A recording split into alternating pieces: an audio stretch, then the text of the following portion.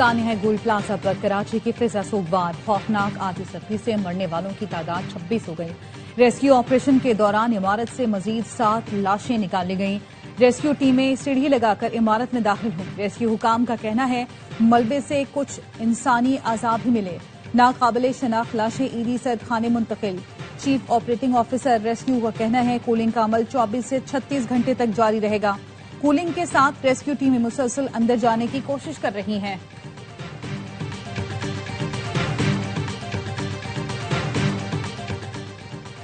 سانحہ گل پلازا سے متعلق تحقیقاتی کمیٹی کا پہلا اجلاس کل ہوگا۔ کمشنر کراچی اور ایڈیشنل آئی جی کراچی آزاد خان شریک ہوں گے۔ تحقیقاتی کمیٹی گل پلازا آتش زدگی کی وجوہات اور کوتاہیوں کا تعین کرے گی۔ تحقیقاتی کمیٹی میں دیگر افسران کو شامل کرنے کا فیصلہ کل پہلے اجلاس میں ہوگا۔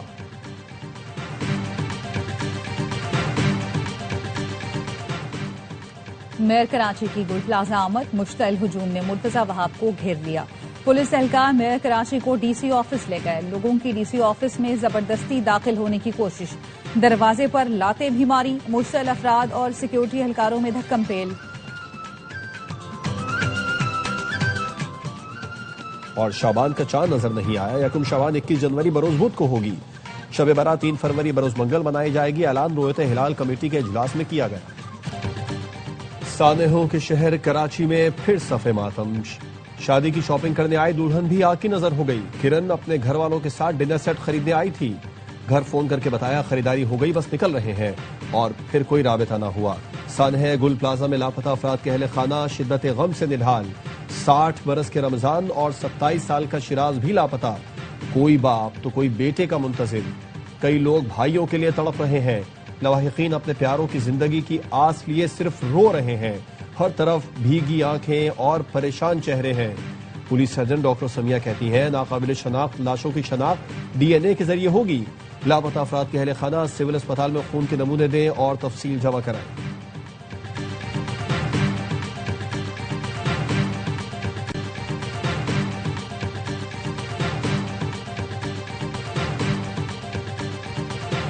آگ بجھانے میں تاخیر نے حکومت سندھ کو بری طرح ایکسپوز کر دیا۔ آگ پر قابو پانے میں 23 گھنٹے لگ گئے۔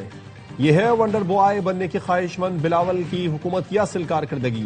امیر جماعت اسلامی حافظ نعیم الرحمان نے کراچی میں پریس کانفرنس میں کہا سسٹم مسلط کرنے اور میئرشپ پر قبضہ کرانے والوں کو جواب دینا پڑے گا۔ میئر کراچی 23 گھنٹے بعد گل پلازا پہنچے۔ بلاول بھٹو سفیروں کو بلا کر پریزنٹیشن دے رہے ہیں، وہ صوبے کے مسائل حل کیوں نہیں کر رہے؟ 17 سالہ کارکردگی بتانے والوں سے ایک عمارت کی آگ نہیں بجھی۔ واقعے کی ذمہ دار مراد علی شاہ ہیں، وہ استعفیٰ دیں۔ حافظ نعیم الرحمان کا جینے دو کراچی کے نام سے جلد بڑا مارچ کا اعلان۔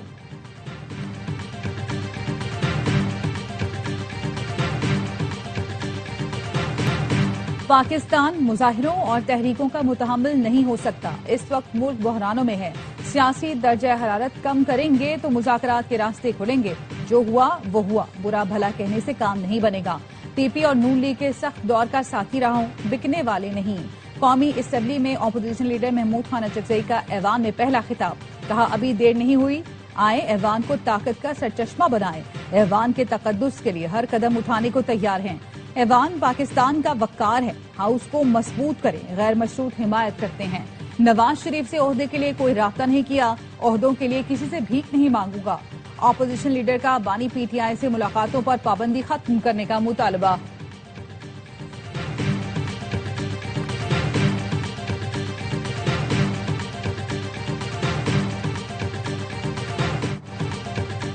بانی نے محمود اچکزئی پر اعتماد کیا، ان کو کروڑوں لوگوں کی حمایت حاصل ہے۔ محمود اچکزئی کا اپوزیشن لیڈر بننا ایوان اور جمہوریت کے لیے نیک شگون ہوگا۔ بیرسٹر گوہر کی پارلیمنٹ کے باہر میڈیا سے گفتگو، کہا محمود اچکزئی کے آنے کے بعد حالات بدلنے چاہیے۔ کمیٹیوں میں جانے کا فیصلہ پارلیمانی پارٹی کرے گی۔ ہم نے پہلے بھی کہا تھا بات چیت ہونی چاہیے، یہ نہیں ہو سکتا کہ ایک طرف سے ہاتھ دو اور دوسری طرف سے مکہ۔ بیرسٹر گوہر نے جوڈیشل کمیشن اجلاس میں شرکت بانی پی ٹی آئی ملاقات سے مشروط کر دی، کہا جوڈیشل کمیشن اجلاس میں شرکت بانی سے ملاقات کے بعد حتمی فیصلہ کریں گے۔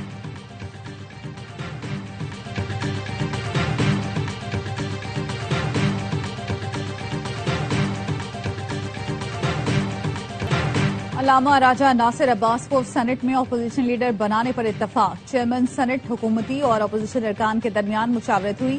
سینیٹر علی ظفر نے کہا اتفاق کر لیا گیا ہے، علامہ راجہ ناصر عباس اپوزیشن لیڈر سینیٹ ہوں گے۔ وزیر قانون اعظم نذیر تارڑ نے سینیٹر علی ظفر کے بیان کی تائید کرتے ہوئے کہا جو نوٹیفیکیشن بھی ہو رہا ہے۔ 5G اسپیکٹرم کی نیلامی رمضان میں ہوگی، کوشش ہے فروری کے آخر تک 5G اسپیکٹرم کی نیلامی کر دیں۔ وفاقی وزیر آئی ٹی شجاع فاطمہ کہتی ہیں نیلامی کے بعد 3-4 ماہ میں 3G اور 4G سروس بہتر ہو جائے گی۔ کوشش ہے 6 ماہ میں بڑے شہروں میں 5G سروس لانچ کر دیں۔ تمام کمپنیوں کو 3 ہفتے کا وقت دیا گیا ہے، مشاورت کے بعد انفارمیشن میمورینڈم کو حتمی شکل دیں گے۔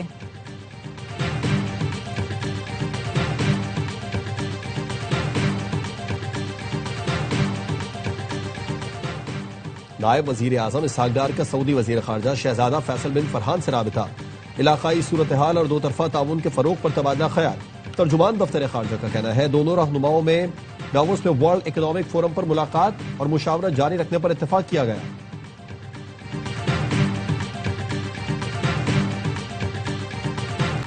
پاک فضائیہ کا دستہ اسپیئرز آف وکٹری مشق میں شرکت کے لیے سعودی عرب پہنچ گیا۔ دستے میں F-16 اور بلاک 52 جنگی طیارے شامل۔ ISPR کے مطابق مشق میں سعودی عرب، پاکستان، فرانس، اٹلی، یونان، قطر، بحرین، اردن، برطانیہ اور امریکی طیارے شریک۔ مشق فضائی افواج کی باہمی ہم آہنگی، عملی اشتراک، صلاحیت میں اضافے کے لیے مضبوط پلیٹ فارم ہے۔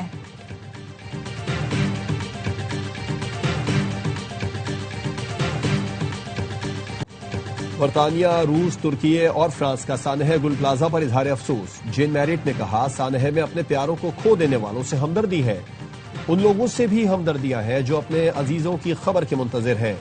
روس، فرانس اور ترک سفارت خانوں کی جانب سے بھی تعزیتی بیان جاری۔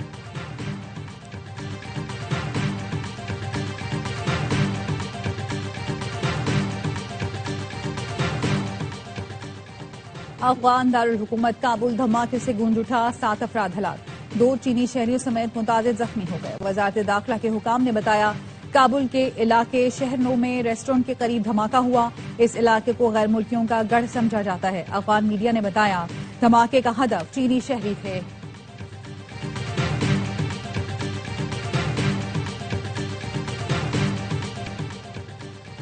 نیٹو 20 برس سے ڈنمارک کو کہہ رہا ہے روسی خطرے پر توجہ دیں، ڈنمارک نے توجہ نہ دی۔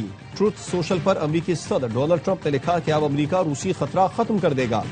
برطانوی وزیر اعظم کیئر سٹارمر نے امریکی صدر کو مشورہ دیا گرین لینڈ کے معاملے پر دباؤ نہیں، سفارتکاری اختیار کریں۔ ٹیلی فونک گفتگو میں کہا نیٹو اتحادیوں پر ٹیرف لگانا غلط ہوگا۔ ایکس پر سٹارمر نے لکھا گرین لینڈ ڈنمارک کا حصہ ہے اور اس کے مستقبل کا فیصلہ صرف گرین لینڈ کے عوام اور ڈنمارک کو کرنا ہے۔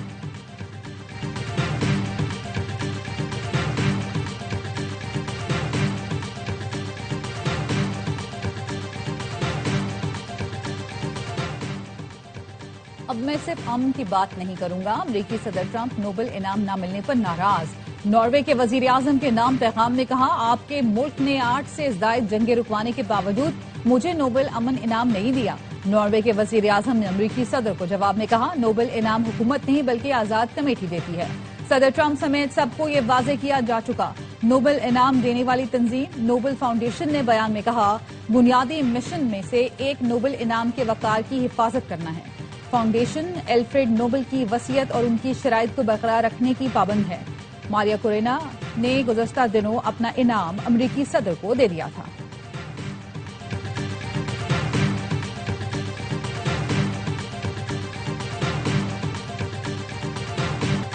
سونے اور چاندی کی قیمتیں تاریخ کی نئی بلند ترین سطح پر پہنچ گئی۔ پاکستان میں سونا مزید 7,500 روپے مہنگا ہو گیا، 1 تولہ 4,89,362 روپے کا ہو گیا۔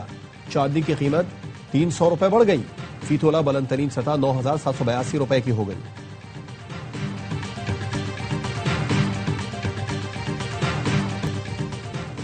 انڈر 19 ورلڈ کپ میں پاکستان کی پہلی کامیابی، اسکاٹ لینڈ کو 6 وکٹوں سے شکست دے دی۔